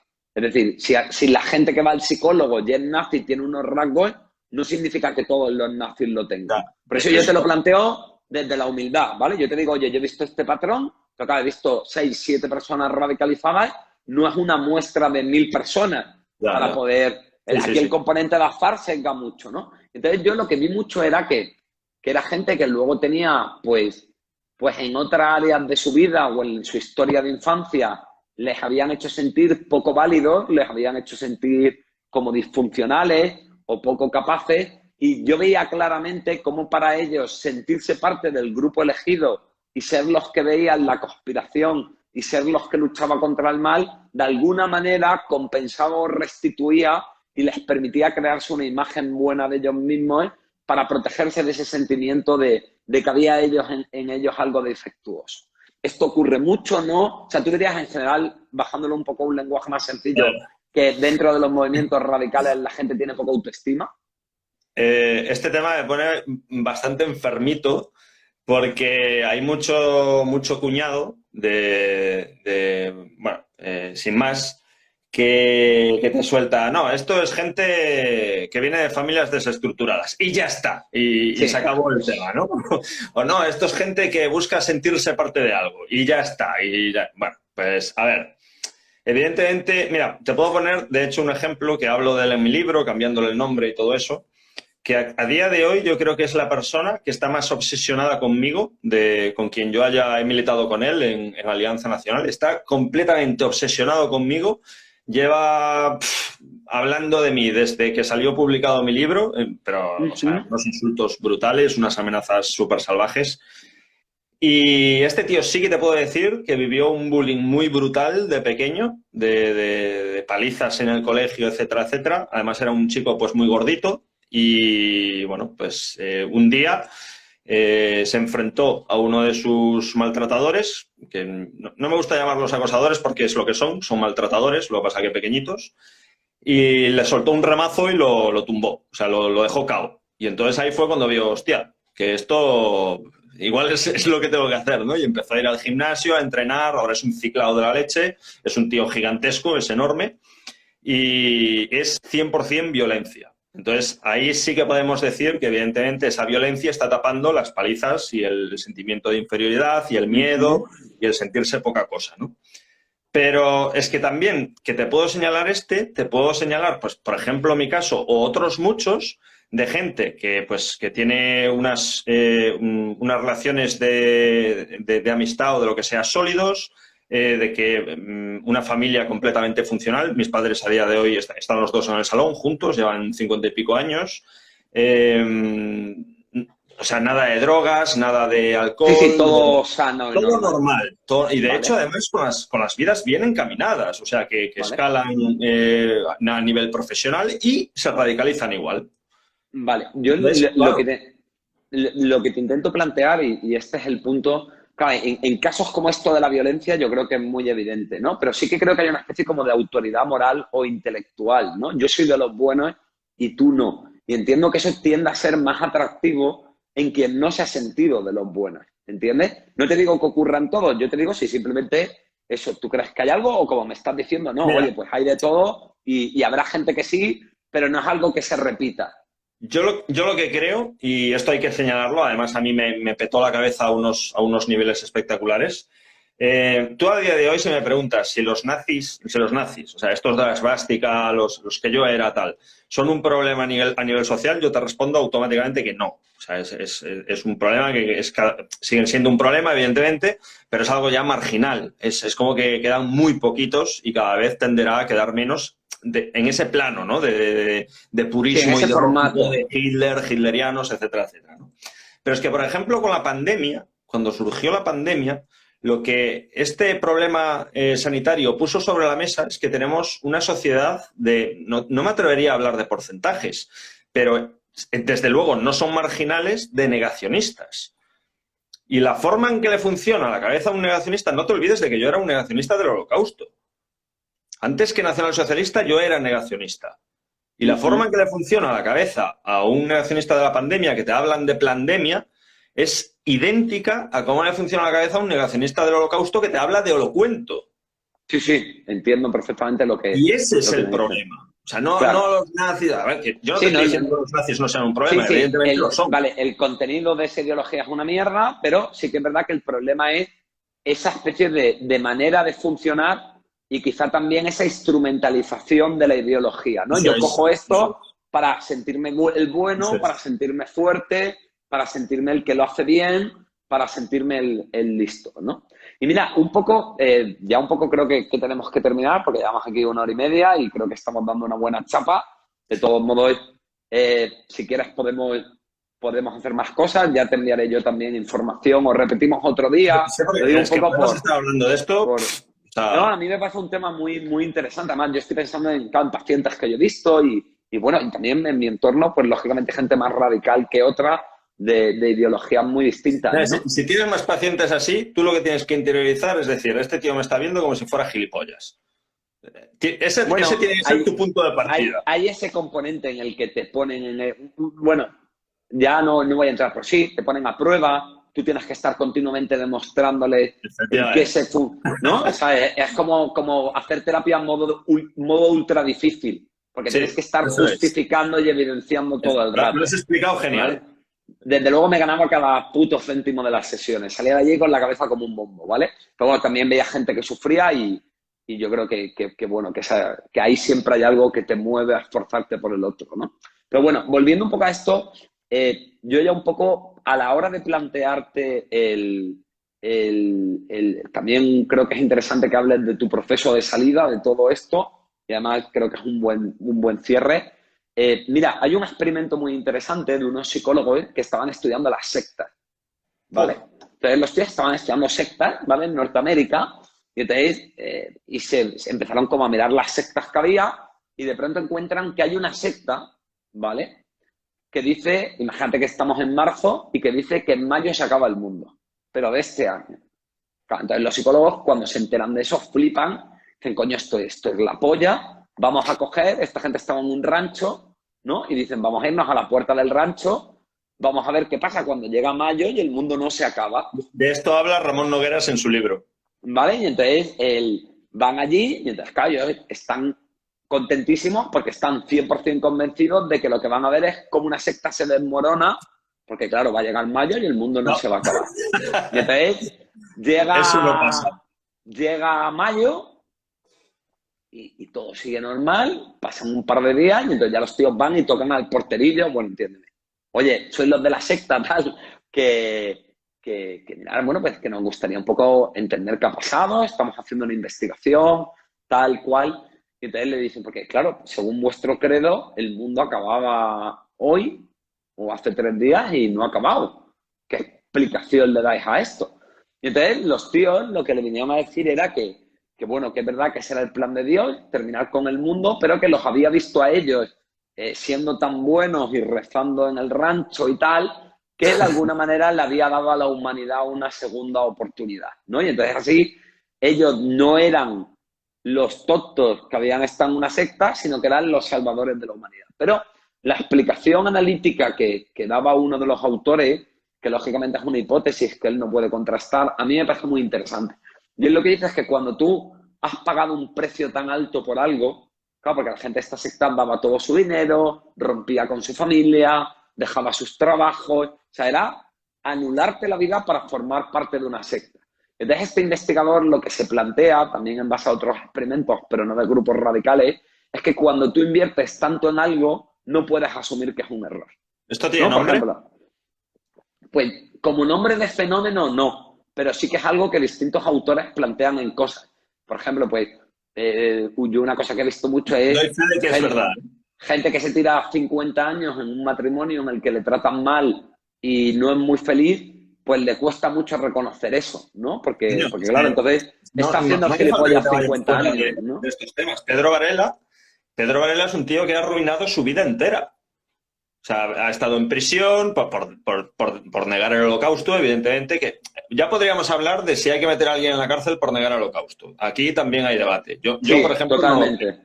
Pero Yo bueno, tampoco lo creo. Creo que hay que estar eh, abierto a discutir sí, y sí, mientras sí, que sí, sí. demuestres datos, argumentar todo. Sobre Sí, todo de porque hecho, haces un flaco favor. Porque entonces ellos lo utilizan para decir, mira cómo nos no, no, persigue. evidentemente. Si yo Y ese es el problema, es que que les es estás así. Yo ayudando. cuando tenía 16 años, me invitaron a casa de un nazi de Galicia muy, muy importante, muy prominente, y él lo decía, ya me lo decía, y me acuerdo del argumento porque me impactó, me caló, que dije, hostia, es verdad. Me decía, pero es que nosotros, si verdaderamente fuéramos unos chalados, alguien a quien no hay que hacer caso, pues no nos meterían a todos en prisión como están haciendo por negar el holocausto, ¿no? Y ahí fue cuando mi Claro. cabeza empezó a hacer clic, clic, clic, clic, ¿no? Y es Claro. que es verdad, es totalmente, ¿no? Sí, Pero le das bueno, además ese poder y ese narcisismo de ser víctima, ¿no? pues sí, justo, y es lo que te decía, de Pedro Varela, o sea, ha estado entrando y saliendo de prisión toda su vida, está completamente inhabilitado para vender libros, que él es librero, claro, ¿tú te crees que este tío ya con 70 años va a dar y después de haber hipotecado su vida entera va a dar el brazo a torcer y decir, ostras, pues igual estaba equivocado? No. Es que aunque dude un momento dado, ya esta Talante. situación, claro, de huir hacia adelante. Claro, y entonces, claro, ¿cómo es ese proceso en el que de pronto ves bueno, que has dado tanto en tu vida, en tu libro lo cuentas en mucho detalle, pero desde luego el coste de tu militancia fue jodidamente altísimo, ¿no? Bueno, a ver, Y no fue tan alto, ¿eh? O sea, ahora puedo decirlo que no fue tan alto.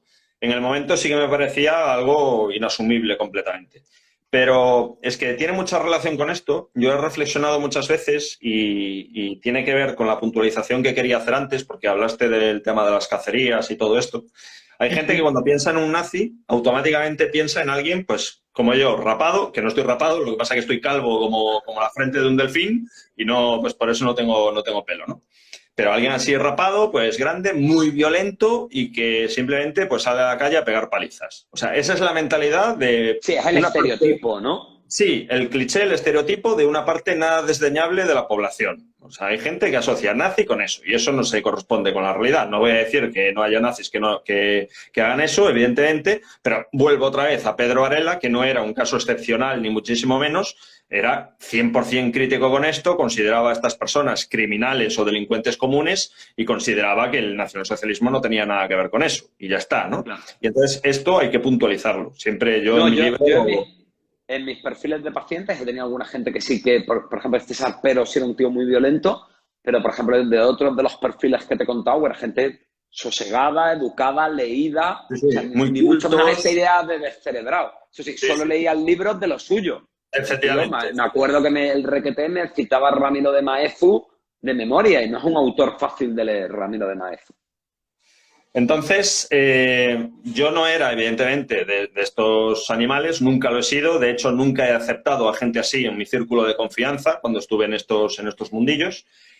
Y por suerte, yo, evidentemente, pues nunca dejé a nadie en silla de ruedas, nunca le saqué un ojo a un chaval en una pelea, etc, etc. Si hubiera hecho algo de esto, o sea, no solo habría tenido que enfrentar, como enfrenté, un proceso de pérdida de identidad, que yo creo que es lo más terrible que voy a enfrentar en lo que me queda de vida, sino que aún por encima tendría que enfrentarme a la culpa de algo así, porque tú mientras estás radicalizado es como que lo justificas, ¿no? Este se lo merece Claro. porque era un guarro, porque era un antifascista, porque era, yo qué sé, lo que sea, ¿no?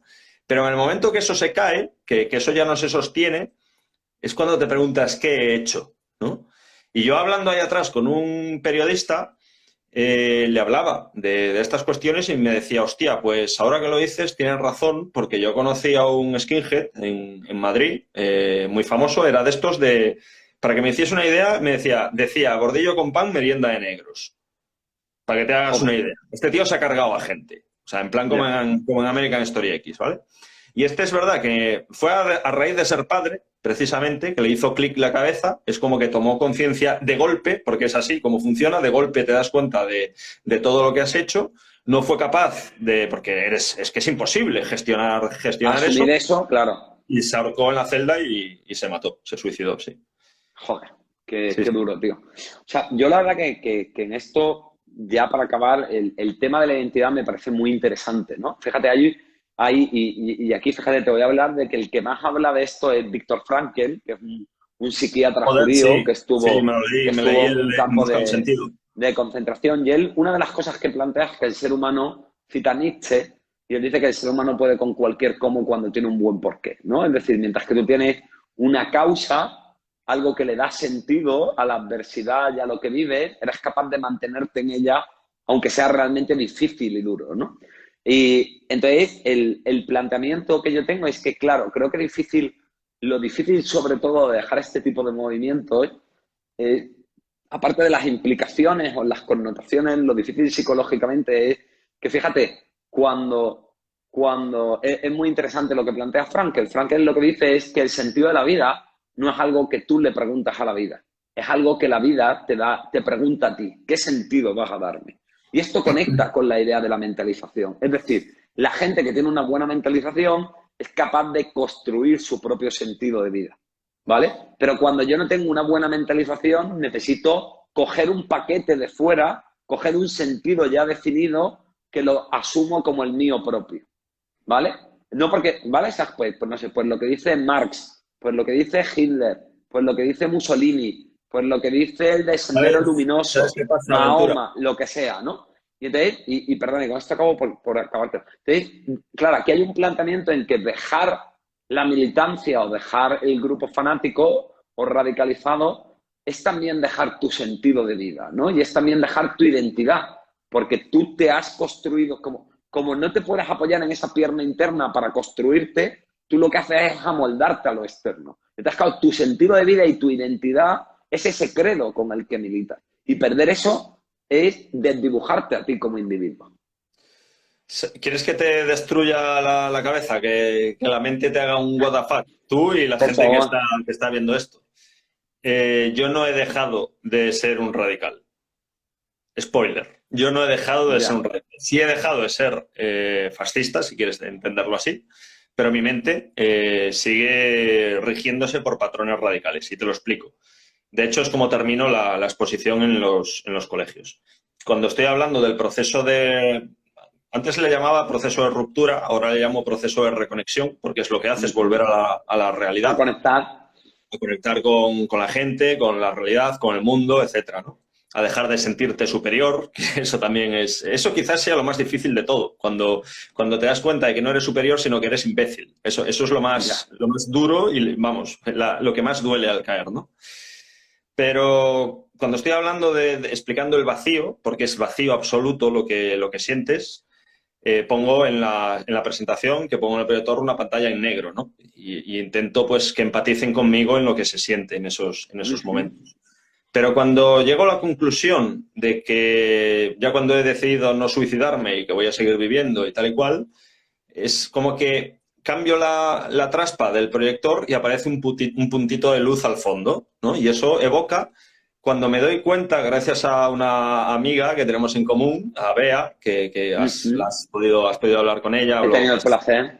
es de las personas que me han salvado la vida, cuando sugirió, ¿no?, la idea de pues, poner estas cosas por escrito o quién sabe si en el futuro pues dar charlas en los colegios. Y en ese momento, si mi foco luminoso, que yo seguía como los burros, para que no se desvíen del camino, que es lo que sigo siendo al fin y al cabo, estaba la lucha contra la judería internacional y la defensa de la raza blanca, ahora el foco es divulgar con esto, pero yo necesito un foco.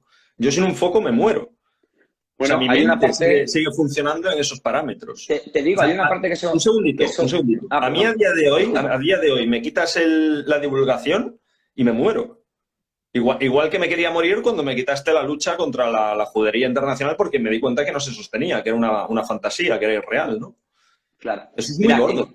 eso es muy harto, pero te intento decir, es verdad, fíjate, aquí ya hay más debate académico y científico, ¿vale? La logoterapia, que es esta terapia de Viktor Frankl, es decir, él dice que el individuo enferma cuando pierde el logos, cuando pierde el sentido, ¿vale? Y él dice que el ser humano necesita un sentido de vida, que eso es una necesidad como comer y que cuando no lo tiene enferma, ¿vale? La cuestión es qué sentido elegimos y la cuestión también es por qué hay algunas personas que, o sea, todo el mundo necesita un sentido y todo el mundo enferma cuando no tiene un sentido, ¿vale? Con lo cual hay un punto en lo que dices, tiene Sí, cierto sí. patiz de normalidad. Para mí la cuestión es por qué hay veces que necesito que el sentido sea algo externo, ¿vale? Y no que el sentido sea algo interno. Por ejemplo, ¿por qué mi sentido de vida no es yo me importo y quiero ser feliz? Y mi sentido de vida tiene que ser una causa o una cruzada. Hostia, ¿Comprende? es que eso Entonces, es cuando nos preguntan de pequeños, ¿qué quieres ser de mayor? Y todo el mundo dice, policía, astronauta, militar. Nadie dice, quiero ser feliz. claro, Nadie. entonces, esa para mí es un poco la movida, ¿sabes? El entender que hay un sentido que yo elijo, ¿vale? Que no es algo que me viene de fuera y que no tiene por qué ser algo grande, simplemente son mis verdades profundas, ¿no? Y creo que cuando me cuesta conectar con esas verdades profundas es cuando necesito grandes y magnas verdades externas. Es para dar unas vueltas al tema. Es para darle unas vueltas. Yo también te digo, normalmente conectamos con las verdades profundas en el dolor, ¿no? A mí me gusta un terapeuta que conozco que cuando un paciente se emociona hablando de algo, le dice, eso es una verdad profunda tuya, ¿no? Por ejemplo, cuando yo conecto con un paciente y lloro, cuando yo pienso en lo que he sufrido y me conmuevo, ¿no? Y solamente ahora hablándolo lo noto, Bueno, pues ahí yo yo me he entiendo emocionado viendo a Hitler hablar, o sea que ahí jodidos yo estamos. entiendo que hay una verdad profunda mía. Entonces, para mí, quizá lo que pueda ayudar a la persona radicalizada, para que no sea simplemente cambiar de historia, es ayudarla a encontrar su propia verdad y que esa verdad sea sobre todo una especie como de compromiso o lealtad con él mismo, ¿no? Que deja de ser un medio de una causa para que se convierta en un fin. Hace poco hablaba de esto con otro ex nazi. De él decía, él lo enfocaba todo, él le llamaba la tradición. Decía, es que yo me Uh-huh. siento muy inclinado pues por temas espirituales, ¿no? Y me citaba, por ejemplo, a Julius Evola, que es un autor fascista bastante famoso, y yo decía, pero a Ajá. ver, que con la espiritualidad no hay ningún problema.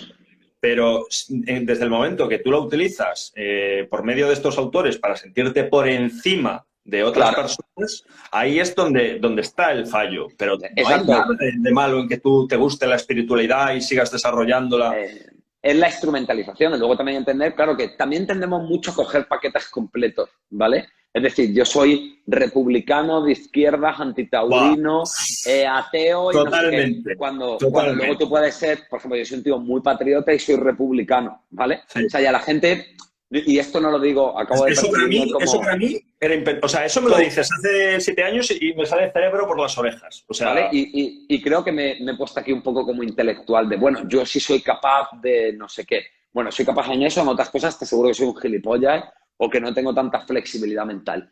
Pero que yo creo que también es eso, ¿no? Que creo que también hay cosas que yo entiendo que hay gente que, por ejemplo, le puede gustar el sentimiento de hermandad y de comunión que hay en un no, a grupo ver, eso está bien, radical joder, y sí. no creo que eso sea malo, No, yo ¿sabes? El tampoco. problema es buscarte ese sentimiento de hermandad que no vaya acompañado de la mano de determinado tipo Eso de es. cosas, ¿no? O de un nosotros contra ellos, eso es. Sí. Exacto. Bueno, David, tío, para mí ha sido un He lujazo. disfrutado muchísimo, tío. Nada, yo pezones prietos aquí todo el rato, ¿sabes? No se nota para el americano de pana, pero hard nipple, ¿sabes? Bueno, te enviaré eso, ya te he dicho que a ver si hablamos, incluso montamos algo más técnico un día, pero de verdad, tío, muchísimas gracias. También decirte que, A ti, que tío. bueno, que yo creo o por lo menos yo que veo a personas intentar cambiar y veo que pequeños cambios les cuesta tanto, y hay una parte en la que me parece muy Sí, pero admirable. sí, Ventura, pero hay un componente que es el lado feo de eso, de que algunas personas intentan cambiar y desde fuera los que supuestamente propugnan el cambio social los machacan. Lo Dicen, no, tú repudian. no vas a cambiar Exacto. nunca. Tío, Por o eso sea, cuando yo he empezado, no sé si ha quedado grabado porque hemos tenido tantos intentos fallados, he intentado pedirle a la gente que intente comprender y que Ah, intente yo no miro empatizar. el chat, tío. A mí me la Bueno, suda. a mí, A estas no, alturas me entra por pero este oído y me sale por el otro, ¿eh? vale, pero yo siempre voy a defender la humanidad. Yo siempre voy a decir que más empatía y más humanidad y menos ideología, porque fíjate, además en lo que podemos crear un endogrupo común toda la humanidad es en la experiencia de dolor compartido. Ya. ¿Sabes? Mi padre era médico en Marbella, veía gente de todo el mundo y él decía negro, gitano, moro, cristiano, blanco, ateo, capitalista, comunista, pero cuando te duele la barriga todos iguales.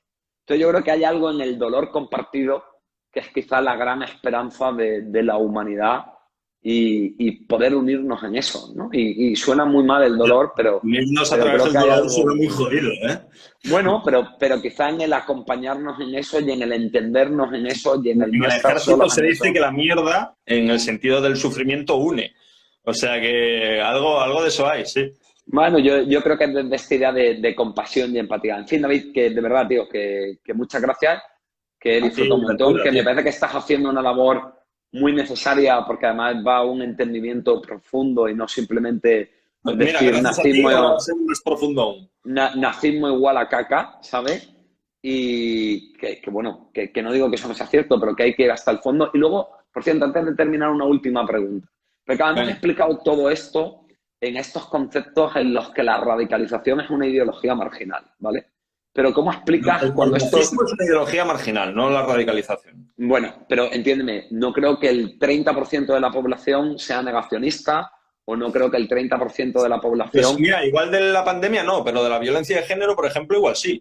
Vale, entonces, pero lo que yo te intento preguntar, simplemente de verdad, de la curiosidad absoluta y por esto que te digo de no patologizar, ¿no? ¿Cómo explicas, por ejemplo, esto Frankel lo decía, que él en el campo de concentración había nazis que eran buenas personas y que lo trataban Y bien? eso Y es él habla verdad. de Yo he conocido a experiencias, muchas de... muy buenas personas. Claro, por Sí. eso yo no quiero ir, quiero ir a intentar entender, ¿no? Y te lo pregunto con humildad, ¿no? Entiendo que hay algunas variables que quizá ahora lo podemos explicar por el carácter marginal, porque ahí me siento más listo. Pero claro, cuando hay 50 millones de personas que comparten una ideología en un país, ¿crees que también hay esos sesgos de me siento superior, me siento no sé qué, no sé cuánto? Hostia, Claro, esta porque ahí ya pregunta, se diluye, ¿no? es que ¿Sabes? esta Ya... pregunta se parece a... Hay mucha gente que no, o sea, se le hace bola cuando yo digo que la gente que sostiene las cosas que sostiene, en realidad no se la creen, ¿no? Eso es lo que dicen ellos, que no se lo creen y lo utilizan para manipular a las personas. Yo digo que no, digo que verdaderamente sí creen lo que están diciendo e 100% de acuerdo. insisto, están autoconvencidos de que te están haciendo un favor. Por eso cuando alguien me pone frente a mi pasado y me dice, ¿quieres pedir perdón? ¿Perdón de qué? Si yo no estaba, o sea, yo estaba imbuido de que estaba haciendo algo bueno por los demás. O sea, yo me consideraba pues como un buen cristiano o algo así, salvando un poco las apariencias, ¿no? Pues mira, fíjate, para acabar, te voy a dar una frase que no sé si te va a gustar, de un judío, de Nathaniel Branden, un psicoterapeuta que a mí, un tío muy interesante, y él dice, donde no había conciencia, donde había dolor, y donde, bueno, pues eso, yo no me doy cuenta de lo que hacía, Anda. pesar sí, culpabilidad no. Le Entonces, daré vueltas. bueno, no lo sé. En fin, que eso, tío, que muchísimas gracias, que un abracico, que, que vamos a, seguro que hacemos algo, además a ver si lo podemos hacer un poco más estructurado y con menos problemas técnicos. Y nada, animar a la gente a que compre tu libro también dentro de ese proyecto que tú tienes de seguir ayudando a personas a prevenir la radicalización y de poder ayudar a personas radicalizadas a salir de toda esta puta mierda. Así que, bueno, pues apoyarle y nada, un abracico muy fuerte. Cuídate, David. Otro tío. Hasta luego.